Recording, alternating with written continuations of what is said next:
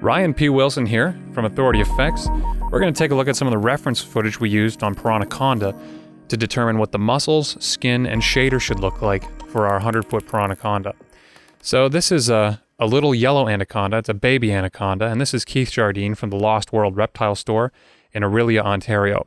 Now, Keith was nice enough to let us in the store to take a look at 3 snakes. This is a baby yellow anaconda. We took a look at a 10-foot anaconda and a boa constrictor.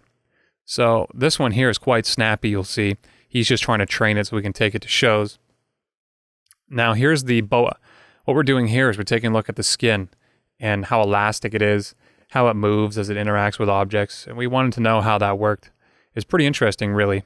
Another shot here of the same type of thing, and I'm just sort of moving the skin with my thumb just to see how it slides over the muscles. Now this is an excellent example of what we show in our video tutorial, the skin wrinkling as the snake coils. And this is a really good reference. Here we're looking at what happens as a snake supports its body weight from a point and how it might press into the muscle and how the skin would, wrinkle around it. Here we're just taking a look at the teeth and how the face works. They're not fangs, they're teeth, and there's quite a number of them.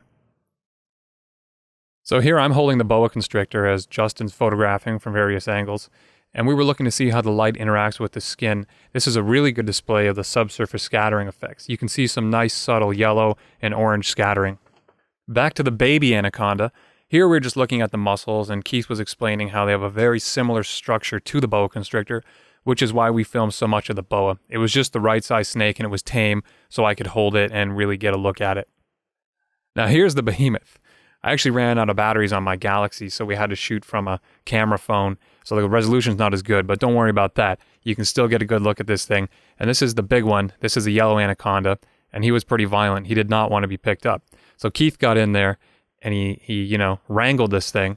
So we got him a credit in the film, reptile. I forget what we called him. Let me just look this up.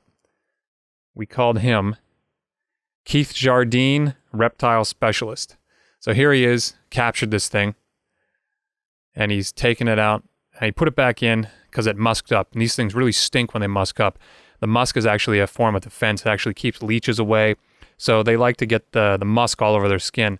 And they especially do it when they're scared. So he musked up, really stinks. So we had to put him back in there. And here he is going into his water. Because anacondas spend most of their time in the water, that's where they feel comfortable. So as soon as he let him go, that's where he went. And here you can see his muscles and skin sort of moving around that rock. This was another really good reference. This snake was bigger. This is the one that we modeled the Piranhaconda after. You can tell it looks a lot like it. So thank you very much. Bye.